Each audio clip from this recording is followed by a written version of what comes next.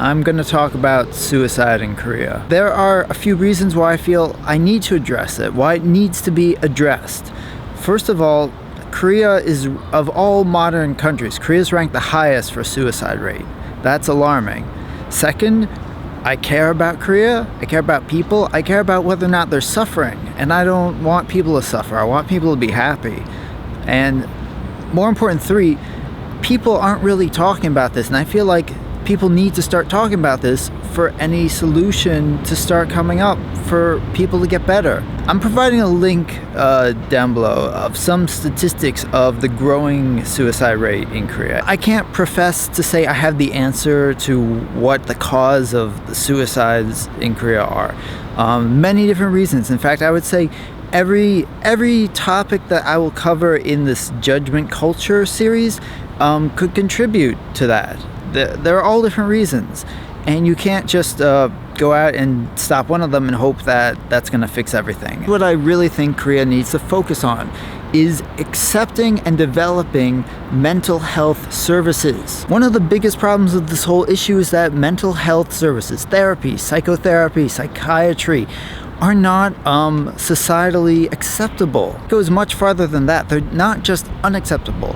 If you tell people that you get therapy, that you visit a psychologist or psychiatrist, people will label you. They will just, put you in a box and say, oh, that person's not well, that person's crazy. And it's not just a social label either. I'm going to provide a link down below. Just yesterday, the Korea Times published an article saying that medical insurance companies will deny coverage if you've had any kind of history whatsoever of getting therapy or psychological problems. These companies, these health companies, do not accept mental health as a valid form of health and seeking psychological help as a valid form of helping one's mental health. The point is, when you seek mental health services in Korea, it gets put on your permanent record. Potential employers can see that record. You can bet that employers in Korea will deny employment to people who've had any history of mental health problems or going to therapy. Therapy has not only become acceptable in America, but it's become almost trendy,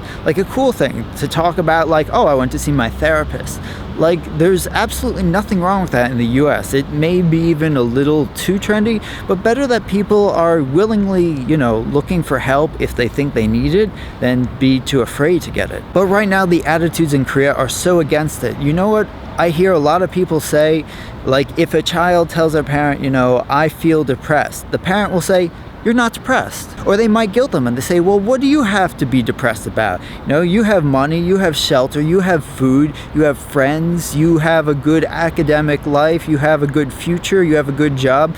What do you have to be depressed about? They don't listen to or accept those feelings most of the time, or they just tell them to get over it, or they just deny that the person feels bad. Which of course alienates them further, makes them feel more isolated, more lonely, more misunderstood, and may drive them to more desperate measures. Everyone's feelings are different. Everyone responds to things in their own way, and feelings are valid. All feelings are valid. What's important is how people express those feelings and deal with those feelings, what choices people make. Feeling depressed, feeling suicidal, they're not to be blamed. Oh, those feelings are wrong. What would be wrong is if they decide to attempt suicide or to do something harmful to themselves or to others based on those feelings. What's more important is taking measures to prevent suicide attempts from happening. Koreans are very good about helping each other, being in groups, but not necessarily understanding each other or helping the other person in the way that the other person needs help.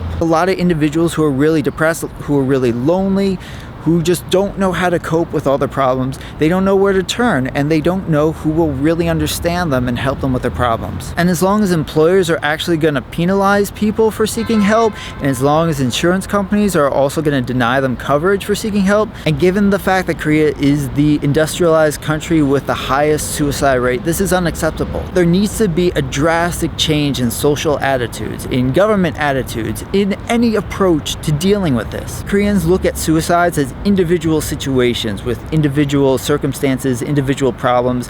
And yes, the causes for those problems are, unique in and of themselves, But this is a trend, and an alarming trend, and a continually growing trend that needs to stop. And that requires empathy, sympathy, understanding, and acceptance on the part of all the people.